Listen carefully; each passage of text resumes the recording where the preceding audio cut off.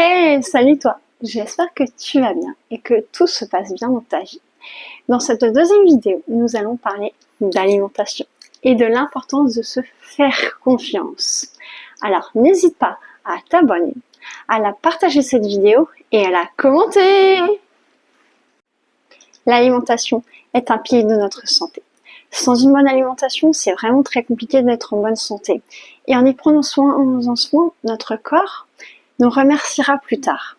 Sauf qu'à l'heure actuelle, on entend tout et son contraire sur les réseaux sociaux, sur Internet et dans la société en général.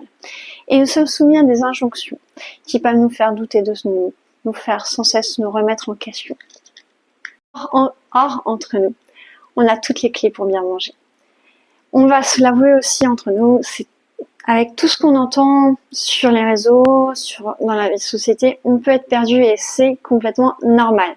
Si on écoute tout ce qu'on dit, on va entendre qu'il ne faut pas manger tel fruit en fonction de l'heure, que ce fruit est mauvais pour ta santé, sans réellement prendre en compte la composition de ce produit, de ce fruit, de ce légume. Or, tous les fruits et légumes sont bons pour la santé. Sauf si tu as des soucis de santé, mais ça, c'est un autre problème. Tu risques même d'entendre qu'il faut compter ses calories, voire trop les compter pour perdre du poids, sans prendre en compte tes besoins et tu seras perdu. Certes, si tu as besoin de perdre du poids et que tu veux aussi, il faut que tu aies un déficit calorique. Mais pas au point de t'affamer ou de te priver de certains aliments, c'est complètement illogique.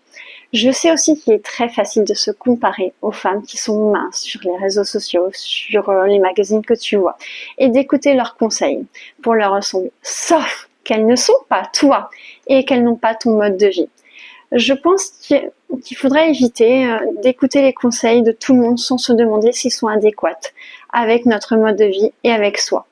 Parce que sinon, ça peut être problématique sur une plus longue. Et puis on commence à avoir un certain recul sur la privation d'aliments, sur les régimes trop restrictifs qui conduisent à la longue à des troubles du comportement alimentaire. Et c'est vraiment pas ce qu'on veut. À la base de l'alimentation, c'est de manger avec plaisir et non le contraire. Le tout est une question d'équilibre. Alors comment recommencer à se faire confiance? Tout simplement en se lâchant la grappe et en détraumatisant si un jour tu te prends un plat emporté. Car tu n'as pas eu le temps de te préparer à manger, tu n'as pas prévu assez, et que tes enfants ont tout dévoré. Ça, c'est une histoire vécue. Et ce n'est pas grave aussi si tu n'as pas eu ton quota de fruits et légumes durant un repas ou même une journée. C'est pas un drame. Faut arrêter avec ça. Et ou si tu as eu envie de te faire un petit plaisir en mangeant un petit carré de chocolat à la fin de ton repas, ou un petit cookies dans la journée, tant que tu te sois écouté tes besoins et ce que tu avais envie. Cela ne fera pas de toi une mauvaise personne, car tu auras écouté tes envies. Il est parfois préférable que tu te fasses plaisir de temps en temps que d'éprouver du mal-être quand tu manges. Apprends à écouter tes signaux de faim aussi. Prends le temps de manger en posant ta fourchette à chaque bouchée. Ne pas regarder les écrans ni ta montre.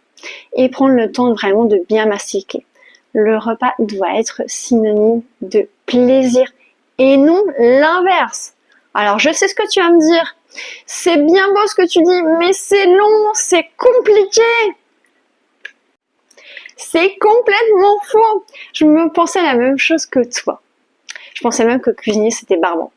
Manger sainement n'est pas impossible de nos jours. Au contraire. Même si on travaille, qu'on a des enfants, qu'on a une vie assez bien remplie, qu'on fait plein d'activités, qu'on a une vie très active. Bref, tu m'as comprise. Et pourtant, notre excuse favorite, c'est qu'on n'a pas le temps de bien manger et de cuisiner. Certes, je comprends que nous vivons une vie à 1000 à l'heure, avec des contraintes horaires et du stress. On est perpétuellement sursollicité.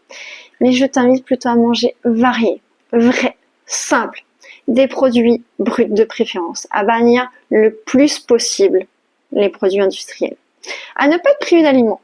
Je t'invite à profiter des apports de chaque aliment que tu as à ta disposition, à prendre le temps de bien manger, de savourer et surtout ne pas te juger. On ne se juge pas, on se fait plaisir.